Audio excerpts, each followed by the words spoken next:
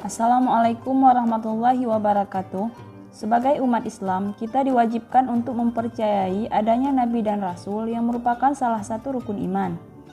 Nabi Adam alaihi salam adalah manusia pertama yang diciptakan Allah Subhanahu wa Ta'ala. Penciptaan Adam adalah kisah penciptaan manusia yang pertama.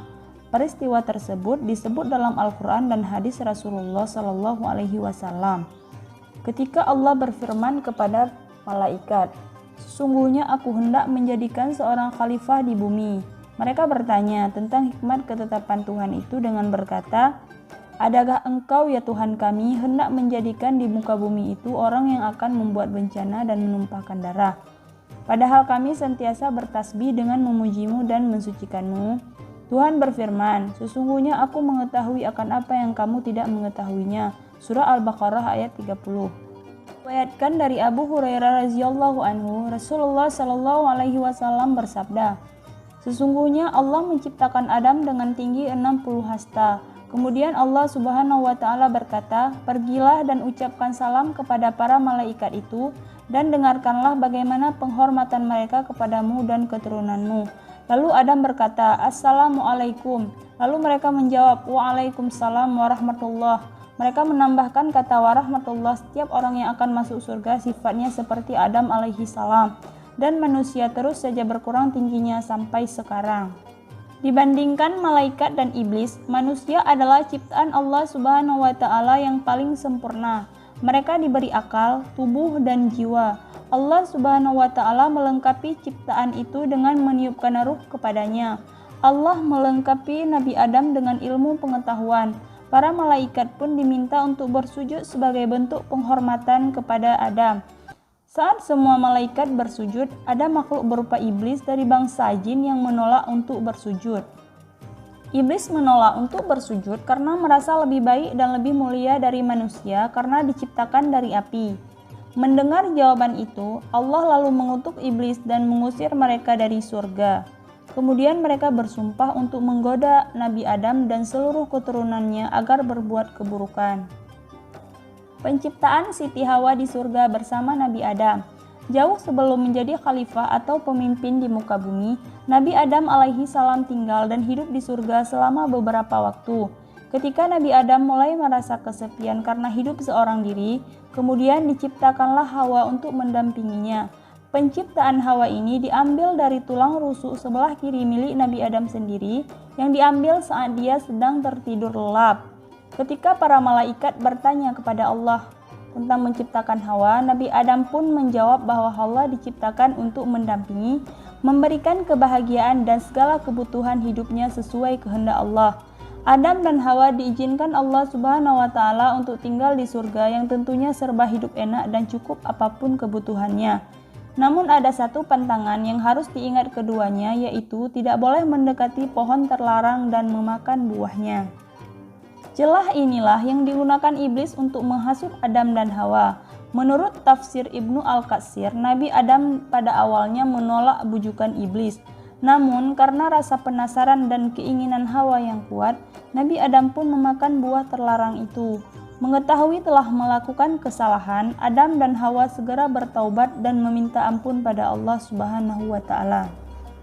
Dalam surah Al-A'raf ayat 22-23, Allah berfirman, "Bukankah aku telah melarang kamu berdua dari pohon itu, dan aku katakan kepadamu, sesungguhnya setan itu adalah musuh yang nyata bagi kamu berdua? Ya Tuhan kami telah menganiaya diri kami sendiri, dan jika Engkau tidak mengampuni kami dan memberi rahmat kepada kami, niscaya kami termasuk orang-orang yang rugi." Meski Allah telah menerima taubatnya, Allah tetap menurunkan Adam dan Hawa ke muka bumi. Hal ini sebagaimana dalam Al-Quran surah Al-A'raf ayat 24-25. "Turunlah kalian dari surga menuju bumi, dan kalian akan menjadi musuh satu sama lain. Kalian akan memiliki tempat tinggal di muka bumi sampai batas waktu tertentu." Saat diturunkan ke bumi, Nabi Adam diturunkan di Hindustan, sedangkan Hawa di Jeddah, Saudi Arabia. Keduanya terpisah jarak yang begitu jauh dan bertemu kembali setelah sekian lama di Jabal Rahmah dekat daerah Arafah. Tentu pertemuan setelah perjuangan panjang tersebut menjadi hal yang sangat membahagiakan bagi Nabi Adam dan Hawa. Nabi Adam dan Hawa memulai hidup yang baru di muka bumi. Nabi Adam juga belajar bercocok tanam, sehingga mereka bisa menjalani hidup bersama dengan lebih bahagia. Nabi Adam dan Hawa kemudian membangun keluarga di bumi. Dikisahkan bahwa Nabi Adam dianugerahi keturunan hingga 40 anak. Banyak riwayat yang menyebutkan anak-anak Nabi Adam dan Hawa dilahirkan secara kembar. Setelah menjalani kehidupan berdua sebagai pasangan suami istri, mereka pun memiliki keturunan. Hawa melahirkan anak selalu kembar laki-laki dan perempuan. Pada kelahiran pertama anak mereka, Qabil dan Iklimah. Kemudian kelahiran kedua, Habil dan Labuda. Saat anak Nabi Adam dan Hawa mulai beranjak dewasa, perangai mereka pun berbeda-beda satu sama lain. Qabil memiliki sifat yang kasar dan Habil memiliki sifat yang lemah lembut serta santun.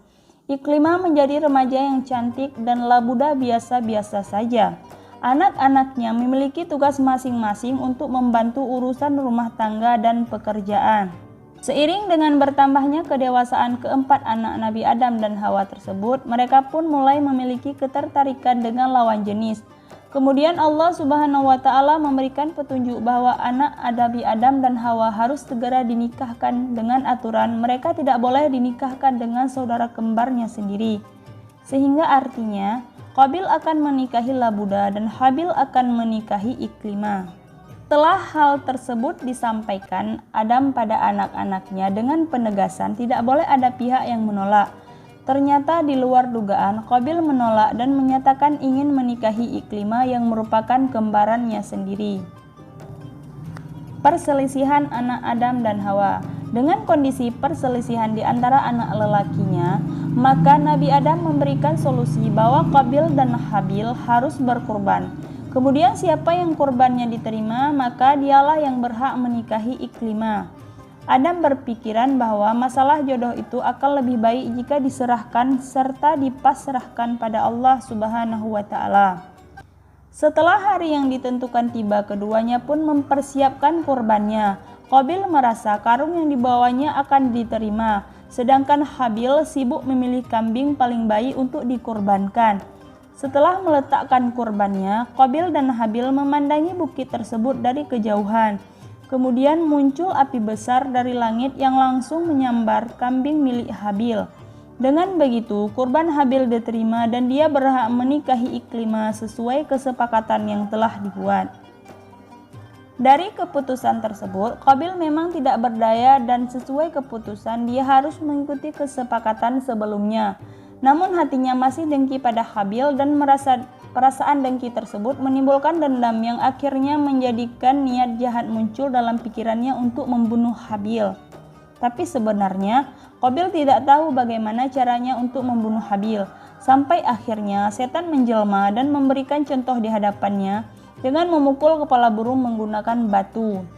Setelah mendapatkan ide, Qabil menunggu saat yang tepat untuk menghantamkan batu besar ke kepala Habil, dan sesaat kemudian Habil pun menghembuskan nafas terakhirnya.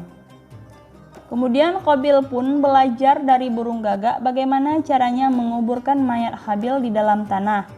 Dalam cerita, Nabi Adam terus berdakwah pada anak dan cucunya untuk mengikuti ajaran Allah Subhanahu wa Ta'ala, dan beliau wafat di usia 1000 tahun setelah mengalami sakit selama 11 hari.